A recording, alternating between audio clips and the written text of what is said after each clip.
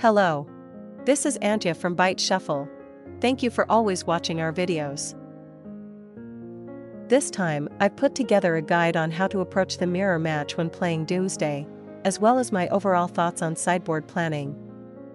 There's also a link to the pile breakdown video in the description, so feel free to check it out.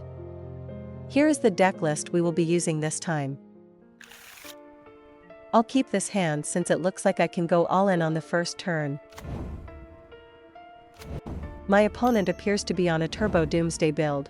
I'm going all in. From here, I'll increase the mana needed for the combo. I'll counter it with Daze. My opponent is going all in on their turn, and it looks like I'm about to lose. The fact that they didn't go all in here suggests that their mana acceleration is likely Cabal Ritual. I activate Wasteland.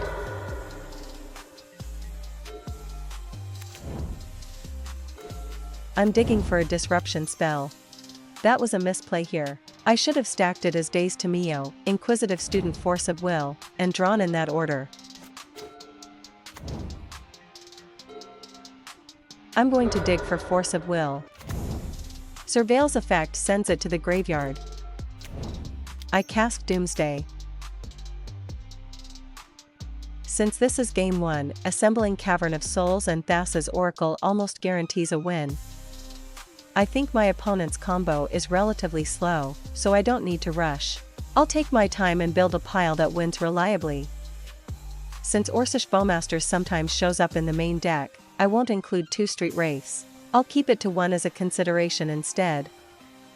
I'm already covered against Wasteland, so I'll prioritize speed and use a cycler to fill the gaps in the pile.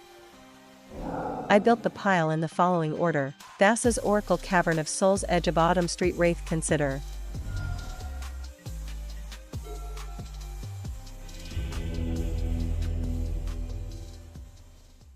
Before sideboarding, I'd like to review the list we used. First, the conclusion. I will explain it step by step. These are the cards that matter in the Doomsday Mirror. First are the various counterspells, such as Force of Will, Daze, Flusterstorm, Force of Negation, and Consign to Memory. Next are the hand disruption spells, like Duress and Thoughtseize. On our side, we also bring in additional interactions such as Force of Negation, Duress, and Consign to Memory. In order to invalidate some of the counterspells and hand disruption mentioned earlier, specifically Consign to Memory, Flusterstorm, and Duress, and since it's already confirmed from Game 1 that our opponent is on Turbo Doomsday, we side into a sort of depowered UB tempo plan by bringing in cards like Barrogoyf and Brazen Borrower. In exchange, we board out the entire Doomsday package. This is definitely a sideboard plan with multiple schools of thought, and it naturally depends on how well it lines up against the opponent's strategy. In general, I think most Doomsday players consider Personal Tutor to be the weakest card in the deck. With that in mind, I expected my opponent to trim down on Personal Tutor and adopt a plan that brings in a small number of creatures.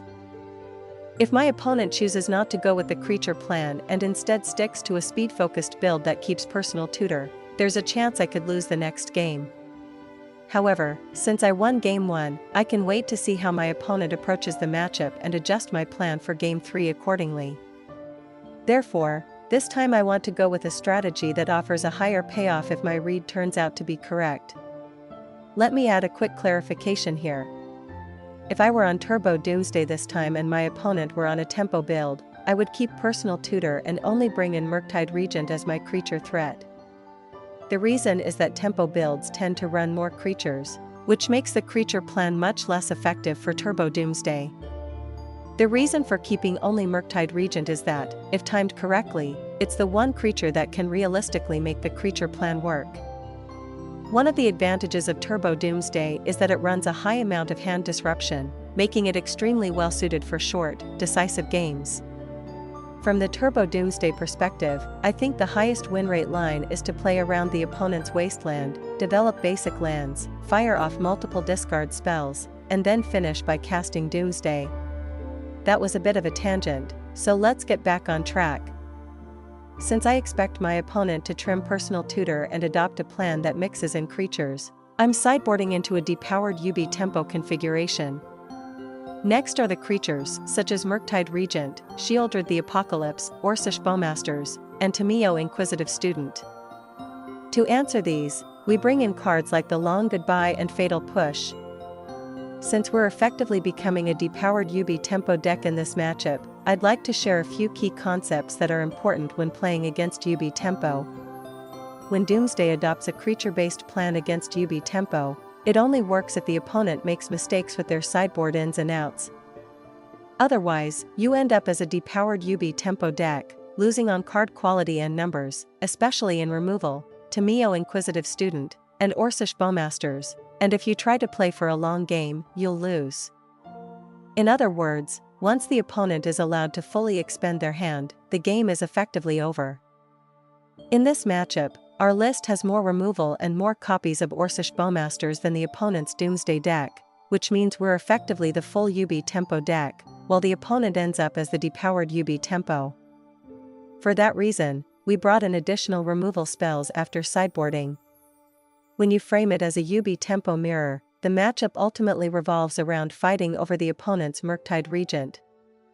For that reason, we bring in Brazen Borrower.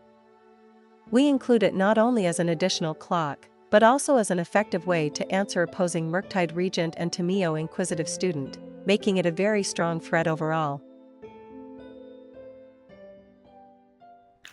No lands in this hand, so I'll take a mulligan. Put the Surveil land on the bottom. Because our configuration is stronger in the long game, as long as the opponent doesn't go all in on turn 1, this should be a very playable game. I'll use discard to check what's ahead. I took out Doomsday.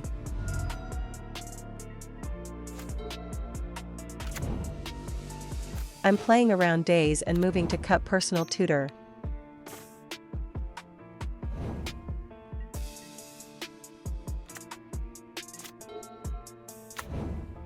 I'm going to look for a creature. Surveil's effect sends it to the graveyard.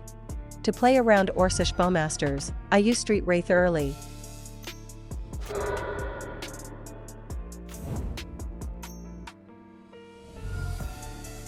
If I end up drawing lands consecutively, there's a line where I can hardcast Force of Will, so I decided to play the land.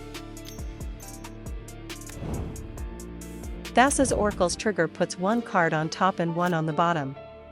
The opponent cast Ponder and chose not to shuffle. The opponent cast Ponder and chose not to shuffle. My opponent shuffled off a Ponder. I start applying pressure with Tameo.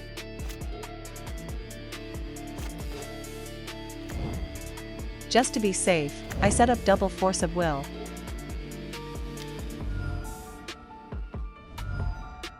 I draw a card from the clue. I'll use discard to check what's ahead. I took out Force of Will. I transform Tameo. Surveil's effect leaves it on top of the library. I draw a card from the clue. Tameo's ability is 2.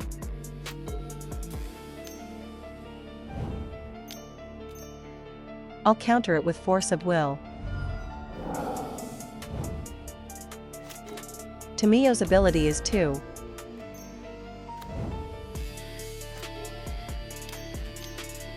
I'll counter it with Force of Will.